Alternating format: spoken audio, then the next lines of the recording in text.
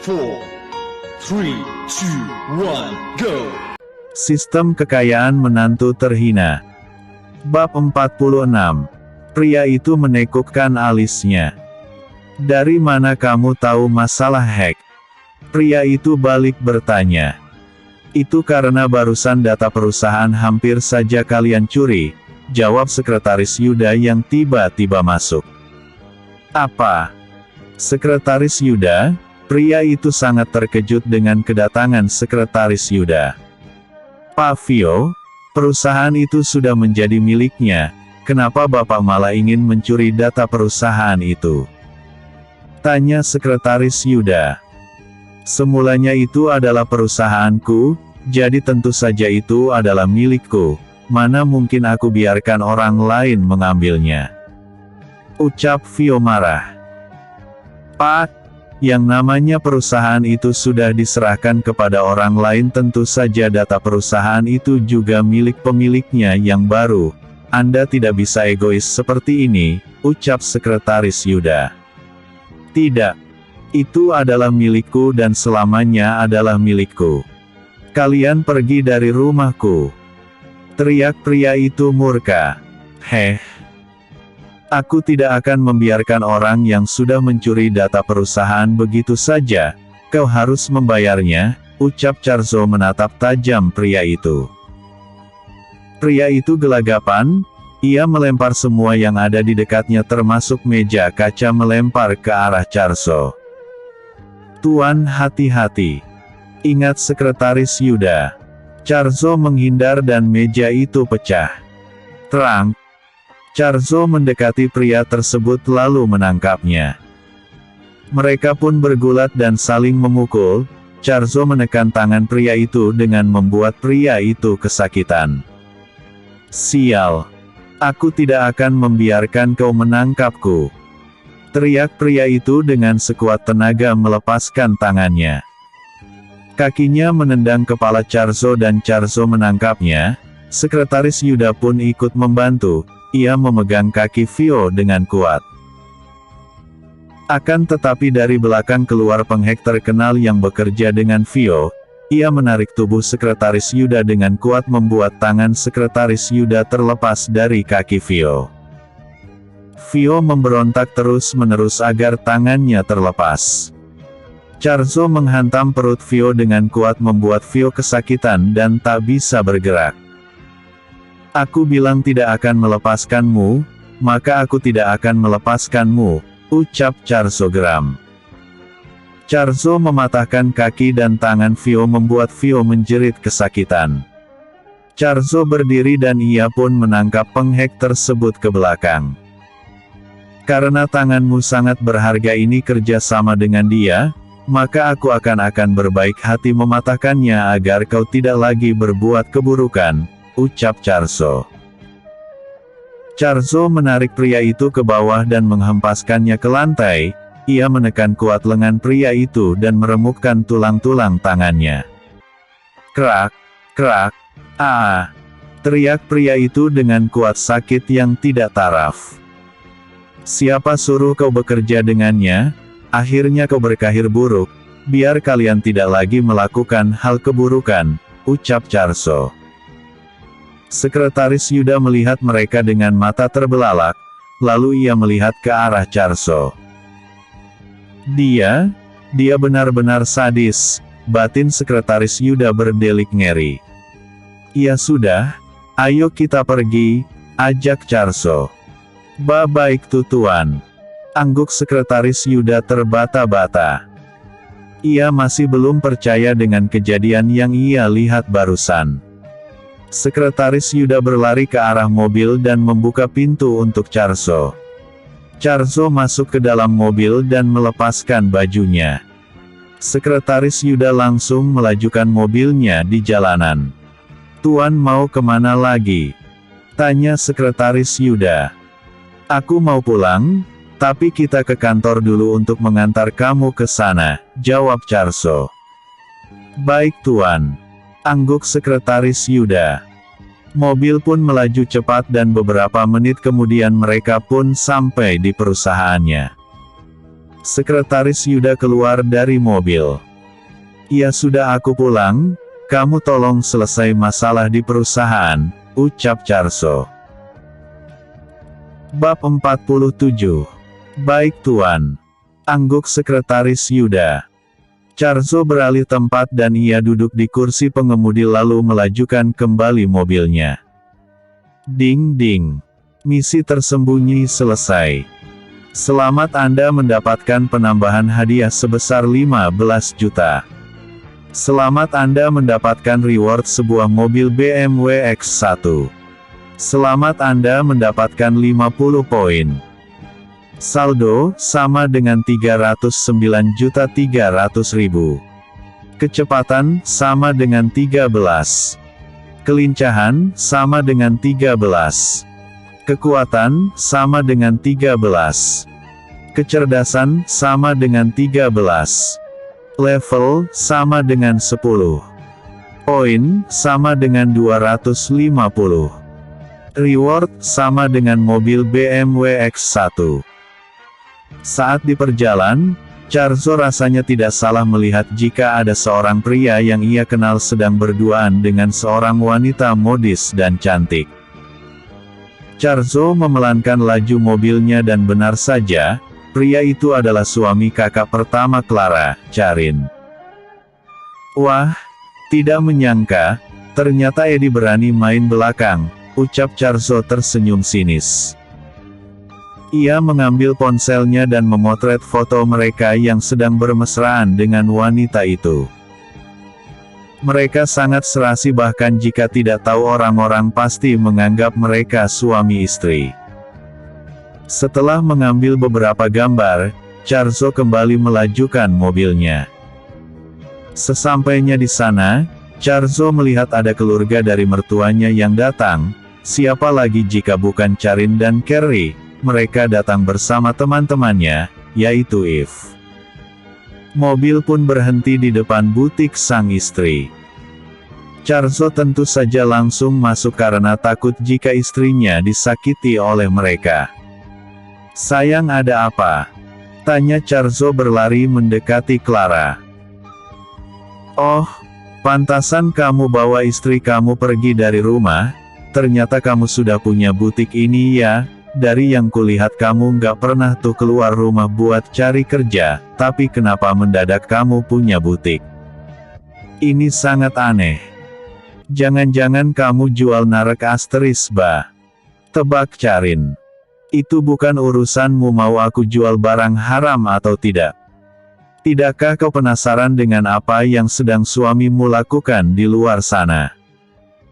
Sepertinya kau sudah tidak menarik lagi di matanya dan pergi deh mencari wanita lain, itu tandanya apa ya?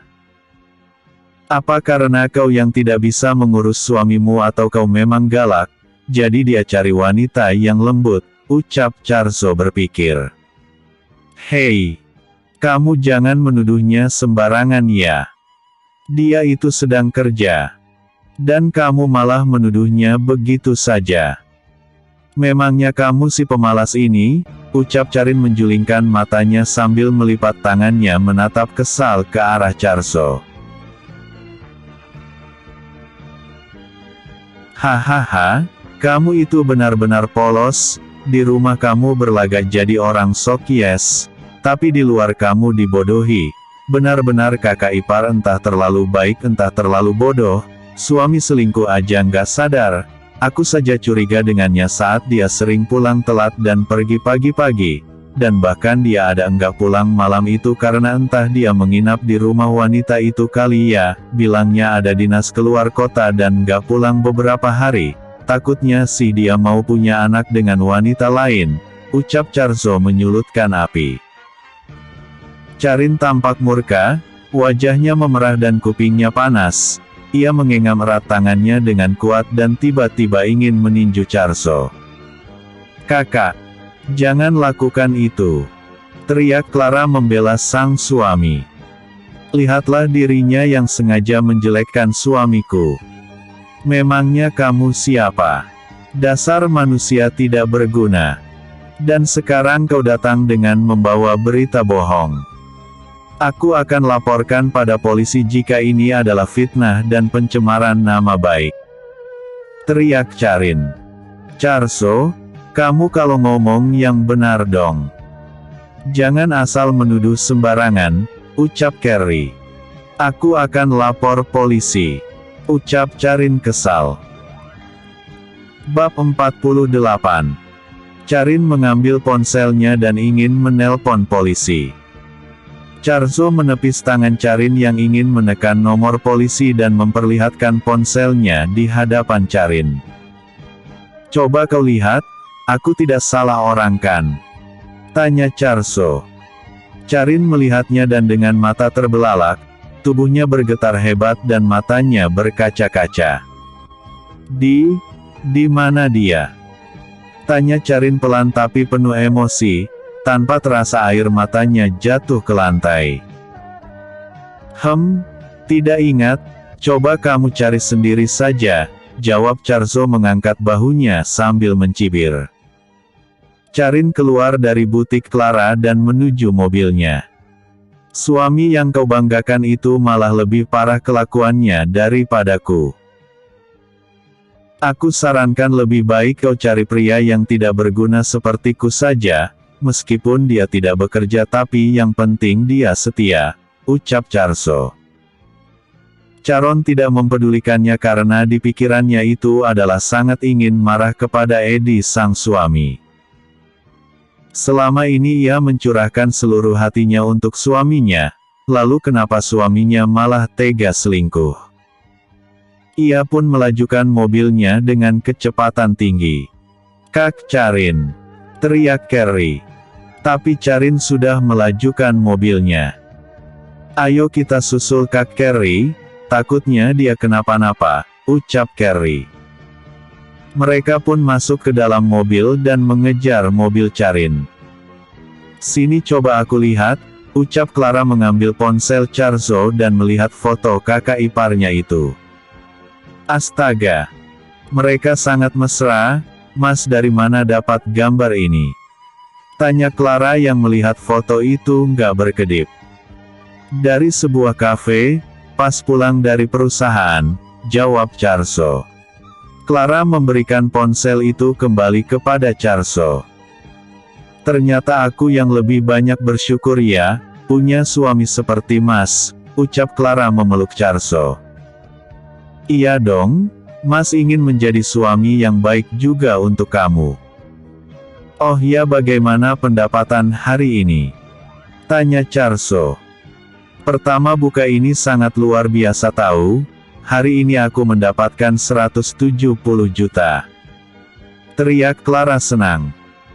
Wah, semoga laris manis ya jualan kamu, Mas juga senang, ucap Charzo tersenyum bahagia. Oh ya, Mas sudah makan belum? Aku pesankan, ucap Clara mengambil ponselnya. Mari kita rayakan hari ini, ucap Charzo. Oke. Aku akan pesan banyak makanan, tapi janji Mas habiskan, ucap Clara tertawa. Istriku kalau tertawa sangat cantik, puji Charzo. Mulai deh gombal, ucap Clara manyun. Ia lebih bagus Mas gombal istri sendiri daripada istri orang, ucap Charzo. Siap-siaplah kena bacok, jawab Clara sambil melihat ponselnya dan mengklik makanan yang ia sukai. Oke. Sudah aku pesan, ucap Clara. Baru saja Clara ingin mendekati Charzo, tiba-tiba saja dua orang perampok masuk ke dalam butik. Ia memegang senjata tajam dan menodongkan ke arah Charzo dan Clara. Mas. Clara terlihat ketakutan. Tenang. Ini tidak apa-apa, ucap Charzo. Berikan kami uangnya. Teriak perampok itu mengibaskan senjata apinya ke arah mereka berdua. Charzo menarik tangan Clara dengan pelan ke belakangnya. Masuk dalam bilik, bisik Charzo. Clara mengangguk mengerti meskipun ia dalam ketakutan. 1, 2, 3 pergi. Teriak Charzo.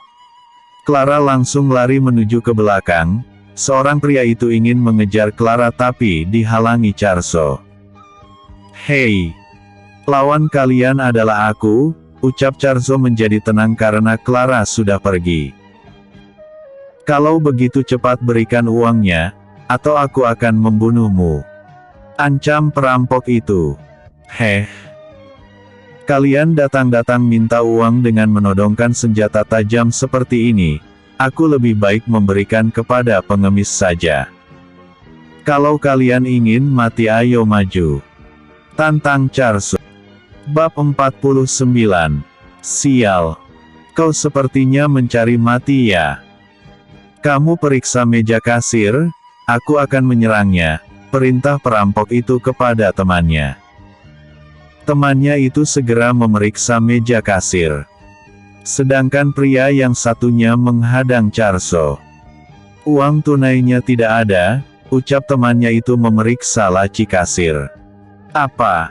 Coba cari lagi," perintah pria itu. Di saat perampok yang menghadang Charso melihat ke arah temannya, Charso menendang pria tersebut hingga jatuh terjembab ke lantai. Pria itu menodongkan pisaunya saat Charso mendekat. Charso pun menendang pergelangan tangan pria itu hingga pisaunya lepas. Charso menarik kerah baju pria itu berdiri lalu menghantam perut pria itu dengan lututnya beberapa kali. Lalu ia membalikkan pria itu dan menghempaskan ke lantai, yaitu kepala pria itu terlebih dahulu membuat kepala pria itu berdarah karena hantaman keras. Pria yang satunya lagi kaget, karena temannya sudah terluka, ia pun ingin melarikan diri. Sayangnya karena buru-buru, jadi ia lupa membuka pintu terlebih dahulu, ia menabrak pintu dan terjatuh. Charso pun menarik baju pria itu dan menendang kepala pria itu hingga ia pusing. "Kalian sudah berbuat kejahatan di butik istriku, aku tidak akan mengampuni kalian," ucap Charso geram. Ia menarik pria itu dan membantingnya ke lantai lalu menginjak perut dan tubuh pria itu hingga tulang kakinya remuk. "Ah!" teriak pria itu. "Rasakan itu," ucap Charso puas. Charso mengangkat kedua pria itu ke sudut ruangan dan mengikatnya. "Sayang, keluar. Mereka sudah diamankan," panggil Charso.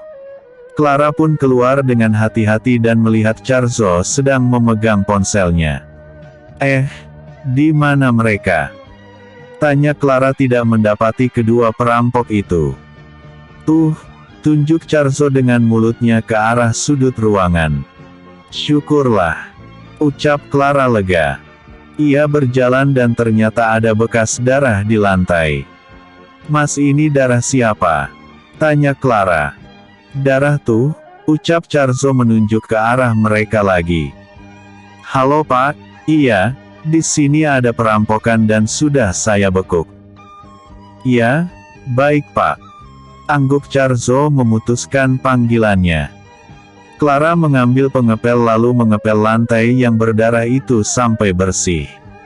"Pisau itu jangan disentuh ya," ucap Charso mengingatkan. Iya Mas. Mas nelpon siapa tadi?" tanya Clara. "Telepon polisi, biar mereka tobat di penjara," jawab Charso. Tak lama beberapa menit, sebuah mobil polisi datang ke butik, mereka pun keluar dari mobil dan menghampiri butik Charso. "Apa dari tempat ini mendapatkan laporan adanya perampokan?" tanya salah satu polisi itu kepada Charso. "Iya Pak," angguk Charso. "Lalu di mana mereka?" "Anda bilang jika perampok itu sudah dibekuk," ucap polisi itu. "Itu di sana," tunjuk Charso menunjuk ke arah sudut ruangan. "Oh, mereka babak belur begini kenapa?" tanya polisi itu. "Akibat diamuk massa Pak," ucap Charso menyengir. "Baiklah, kami akan membawanya ke rumah sakit polisi. Apa ada barang buktinya?" tanya polisi itu lagi. "Itu di sana, ada 2 buah pisau sebagai senjata mereka," ucap Charzo menunjuk ke arah lantai. Baik, kami akan membawa senjata tajam ini sebagai barang bukti untuk menghukum mereka, ucap polisi itu memasukkan pisau tersebut ke dalam kantong plastik. Para polisi itu berpamitan dan mereka membawa kedua orang yang pingsan itu ke dalam mobil dan meninggalkan butik. Emang tadi ada massa yang datang? Tanya Clara. Enggak, Mas bohong aja biar polisi itu percaya kalau babak belum mereka yang parah itu bukan Mas sendiri yang melakukannya, jawab Charzo. Bab 50. Permisi, pesan. Karena Mas kecapean. Sistem kekayaan menantu terhina. Bab 50. Permisi, pesanan Anda sudah sampai, ucap kurir pengantar makanan. Oh iya, sudah saya bayar lewat aplikasi ya Pak, ucap Clara menerima box makanannya yang menggunung itu. Oh iya, terima kasih banyak, silakan berlangganan lagi, ucap kurir itu tersenyum dan ia pun kembali ke motornya. Clara bawanya ke meja dan membuka box itu satu persatu. Karena Mas kecapean tadi maka dari itu Mas harus makan banyak, ucap Clara memberikan sebuah box kepada Charzo. Terima kasih sayang, ucap Charzo yang langsung melahap makanannya. Oh ya, Mas ingin memberikan sesuatu lagi untukmu, ucap Charzo. Apaan? Tanya Clara menekuk alisnya. Mau Mas tunjukin sekarang apa nanti? Charzo balik bertanya. Sebenarnya penasaran banget, cuma keadaan Mas lebih penting dari segalanya, jadi Mas makan dulu deh baru tunjukin kejutannya, ucap Clara. Charzo kembali melahap makanannya hingga habis, sebagian sudah habis ia makan. Setelah makan Clara membersihkan mejanya dengan cepat, takutnya pengunjung akan datang. Ya sudah, Mas tunjukkan, tapi mata kamu ditutup dulu, ucap Charzo mengambil selendang salah satu baju yang menggantung di manekin. Charzo menutup mata istri dan menyuruh istrinya berdiri di samping pintu masuk. Kamu tunggu di sini sebentar ya, ucap Charzo. Charzo pun berlari mencari tempat sepi. Klik di sini untuk membuka. Klik. Charzo mengklik gambar mobil BMW X1 yang ia dapatkan tadi dan mobil itu keluar dari sistem. Ini adalah mobil yang aku hadiahkan untuk istriku karena selama ini dia yang bekerja mencari makan dan sudah setia denganku, ucap Charzo. Ia masuk ke dalam mobil dan menyetirnya menuju butiknya kembali. Charzo turun dari mobil dan tersenyum melihat Clara yang setia menunggu. Ada kejutan untukmu. Hadiah ini Mas berikan sebagai tanda terima kasihku kepada istri Mas yang tercinta ini. Selama ini kamu bekerja untuk mencari makan untuk Mas, jadi Mas ingin membalasnya meskipun gak seberapa, ucap Charzo. Mas, harusnya aku yang minta maaf kepadamu. Aku benar-benar nggak bisa jadi istri yang baik, bahkan kamu menjadi pembantu di rumah orang tua aku. Aku nggak tahu lagi harus memberi kompensasi apa pada Mas, ucap Clara yang air matanya terlihat mengalir dari balik selendang. Baiklah, kejutannya adalah, Charzo membuka penutup mata Clara agar Clara nggak sedih lagi. What? Mobil? Mas ini untuk aku? Tanya Clara tak percaya. Enggak, untuk monyet. Ya untuk kamulah, dah dibilang kejutan untuk kamu kok, ucap Charzo. Ya ampun Mas, kamu baik banget, apa akhir-akhir ini penjualan gamemu berjalan lancar? Tanya Clara. Iya dong, jadi Mas pengen kasih kamu sesuatu, ucap Charzo.